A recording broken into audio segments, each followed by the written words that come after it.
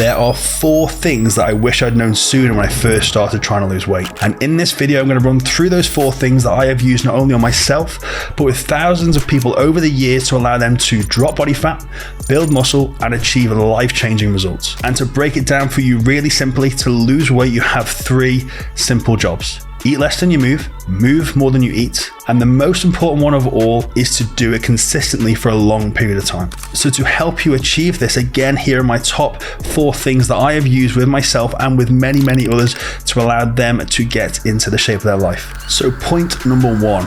Carbs are not the enemy and fats don't make you fat. So we're going to start with carbohydrates. So this is something that I struggled with for many, many years when I first started, as I'd built up quite a negative relationship when it comes to carbohydrates. When I first initially started trying to lose weight, I ran a 0 carb fad diet consisting of shakes, and then I went on to an Atkins diet. So at this point, I'd seen a lot of dramatic weight loss that I couldn't sustain, but I knew at that point that 0 carbs was something that kind of worked. So aside from the fact that I was always incredibly tired, I was miserable, I was no joy to be around, the actual act of me not having the energy I needed to create the output needed to help me lose weight was probably one of the biggest drivers as to why I wasn't seeing the results I wanted to see. So for example, as crazy as it sounds, if you restrict yourself of the energy sources that you need, your body's quite clever in terms of its reaction to that. So I would start to do things whereby I might start to talk a little bit slower. I might start to talk less with my hands. I would blink slower. At that time, I would debate whether it was worth going to the bathroom because the bathroom was upstairs and did I have the energy to do so. And that sounds so crazy, but by me talking with my hands now and by me blinking as fast as I can and walking up and down the stairs to the bathroom, well, that is all energy's burned, all calories burned. So therefore, that is going to be collectively productive to my weight loss. But by stripping back the calories I thought I was doing the right thing, actually in turn, it was seeing a real negative impact. So to achieve the physique that you actually want, it's not about just starving yourself, it's about being clever. We need to get you into that gym because listen, if I'd have gone into that gym like I did with low energy, 0 strength, then my physique reflected that exact. So let's talk about how I kind of place those carbohydrates within my day. So to begin with, I personally like to spread them out first and foremost, but most importantly, this is where we talk about training and achieving a result within your physique, that I really like to place them around the workout window. So I will place carbohydrates pre-workout, so before I go in, I'm nice and fueled and nice and ready to take on the world. But then also I'll add them in that post-workout window when I've trained super hard, I've depleted my body of glycogen, so therefore it's super important to ram those carbohydrates back in and to replenish. And more importantly, who doesn't love eating cereal? I love my post-workout Cocoa Pops. So let's go on to fats as well. Again, another macronutrient which I believe to be demonized, probably due to the name itself. It's a little bit scary, so people will try and avoid. So like any macronutrient, they all play their role in terms of your weight loss journey. It's just a case of, again, how we frame it and how we understand it to make sure that we're not afraid of it. So again, like carbohydrates, fats themselves are actually a great source of energy. But not only that, they have other hidden benefits that people maybe just aren't aware of. And it's important for me to be able to frame these in a certain way and explain them in a certain way, so therefore you can start to apply them into your day and not be so afraid. So number 1, of course, in terms of, from a hormone perspective, they're going to help boost and enhance our hormones. They're going to help with our libido. So how many of you have potentially tried to crash diet in a mad fast attempt to lose weight and seen a dramatic drop in your mood, but also a dramatic drop in your sex drive as well? So these are 2 things that we tend to see when it comes to dropping fats quickly out the diet. And something I'll always say, and the way I'll always say it is, what's the point in getting you looking as good as we're going to make you look and as crazy as we're going to be, and then A, having no mates because you're a drip, but also secondly, having no life partner or desire for the opposite sex. So one of the biggest reasons that we see people unable to stick to maybe a food plan or a diet, so to speak, is because they get themselves too hungry. They're unable to manage their temptations and they end up cracking and craving and binging. So therefore, it's important if you structure things correctly, apply fats into your diet in certain areas of the day. Again, not only are they going to help you potentially hormonally through the day, but also from a hunger level perspective. The reason is that fats themselves digest slower than any other macronutrients, so therefore they keep you fuller for longer. If you stay fuller for longer, you're less likely to be tempted to crack or crave on your diet, so therefore they're an incredibly useful tool if you can apply them that way. But just like carbohydrates, just like protein, just like fats themselves, like I mentioned to you at the very, very start, it's not about them themselves, it's about your calorie intake. It's eating less, again, to simplify it, and moving more. So rather than overthink and over worry, as long as they fit within your caloric daily intake, then they're fine to add in.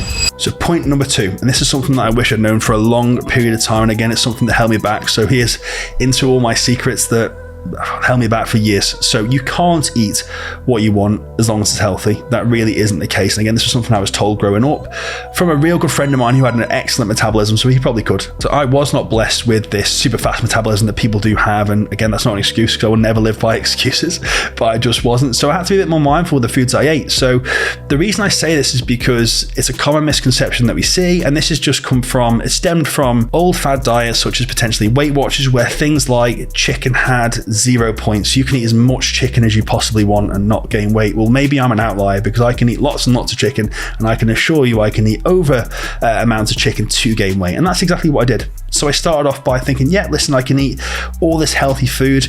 I had no idea of the calorie consumption. I was just being told to eat healthy in quotation marks. And like I said, I just wasn't seeing the results I wanted to see. For example, your maintenance calories are 2,000 calories a day. So that means you will not gain weight, you will not lose weight. So therefore, if you were to eat 2,500 calories of broccoli, so you're going to be 500 calories over the 2,000 calories, you're going to gain weight.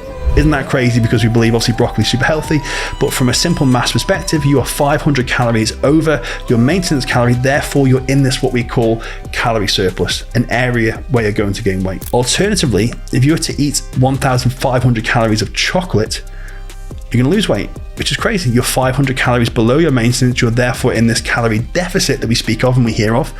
So therefore, you're going to lose weight. I mean, listen, I don't know how either physique would look full of broccoli or full of chocolate, but from a weight loss perspective, you're going to lose weight if you can build that calorie deficit. So as you can see from that example, and hopefully from what I'm trying to explain, that all weight loss and fat loss is underpinned by calories in versus calories out.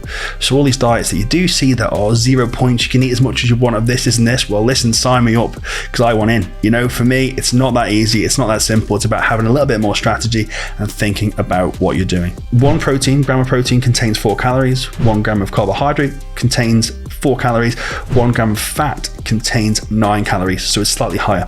So therefore, your overconsumption again of calories, like I mentioned, is the main driver as to what underpins weight loss. The key here is just tracking. Why allow for the guesswork? So by using whether it be a fitness app where you can just track your food, or literally the old-fashioned pen and paper and write a food diary.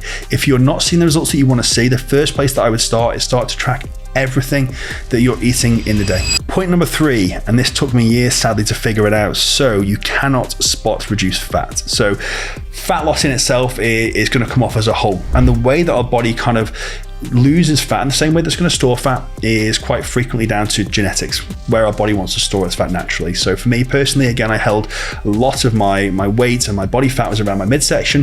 For females, it might be around the hips and the waist. For men, again, it tends to be sort of midsection and lower back, etc. So again, you cannot spot reduce. When you may have thought this or heard this, that I just want to lose fat off my stomach, nowhere else, and it's like, well, listen, that just simply isn't the case, and it's not doable. Like I said, it's going to be down to making sure that we consistently stick to a calorie deficit, sticking to our diets, etc. And then our body's going to determine and dictate really as to where the fat comes off, down to our kind of genetic storage. I worked in the gym for a long time, and I would see people come in of maybe at lunchtime and they take themselves off into the corner and they go away and they train abs for 45 minutes and then they go home. And 2 things, this made me quite sad, because firstly, they looked like they were having a terrible time throughout, so probably they're not going to come back consistently for a long period of time, therefore not conducive to results. But also, in terms of the calories burned during that time, it's probably quite inefficient. So actually, this is where it's important for me to look to start to incorporate some proper resistance training. And this does 1 or 2 things. If you incorporate proper resistance training and get nice and strong, this is going to see a high level of output. And that higher level of output is going to burn more calories, therefore in turn we're going to burn more fat. So it's way more effective than lying on the floor for 45 minutes and flapping around like a fish.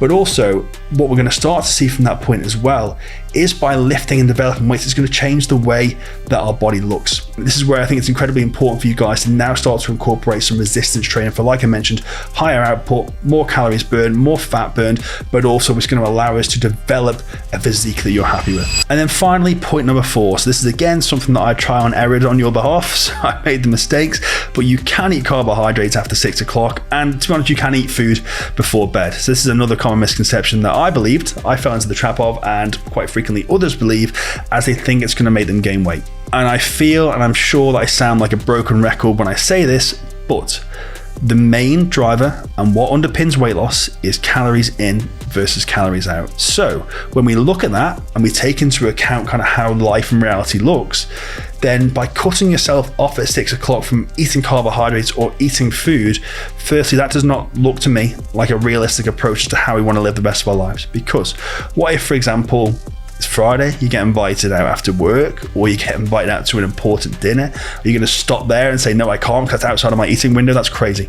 So therefore, when you start to incorporate these things back into life, you're probably going to have a meltdown and you're not going to be able to associate yourself with losing weight during a time that you eat after certain times. So then going forward, when these events do arise, you're not going to be so overwhelmed and scared. But more importantly, I think on a day-to-day basis, by not eating after 6 o'clock, whether it be carbohydrates or just food in general, what we're going to tend to see, me for sure, in the evening or the later portion of the day, potentially you're bored, you've just wound down, you're going to find yourself craving, whether it be something sweet or just be hungry in general. So by cutting yourself at the source, at some point you're probably going to see breakdown, you're probably going to crack, you're probably going to binge, you're probably going to crave. And this can be down to a number of things, potentially a stressful day at work, that's another conversation for us to have. But also by not eating at that point, you're going to start to see higher levels of food focus, higher levels of hunger signaling. So it's important to make sure we're not allowing that to happen, because you're just asking for trouble. So I literally have got to very, very low levels of body fat for preps for shows, and I've eaten my last meal sat in bed. So therefore, if I can just debunk a myth for you right here, there is no time limit on terms of when you can eat. Don't be afraid of food sources, food types, food times.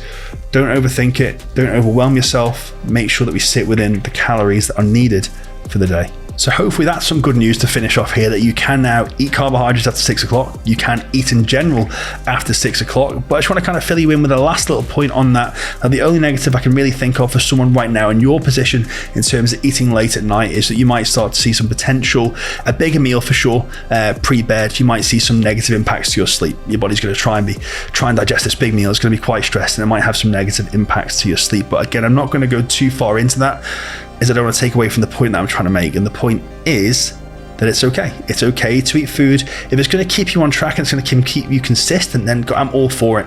Get it in there. If it's going to keep you within your calorie needs, it's going to keep you on point, then I promise you that for me is the absolute key to success. If you apply those 4 points from today, I promise you'll start to see results. For more useful information, jump onto my Instagram page. I'm always putting things from my feed. And lastly, if I've mentioned something there that you're unsure of or want some more advice on, just drop me a message. I'm here to help.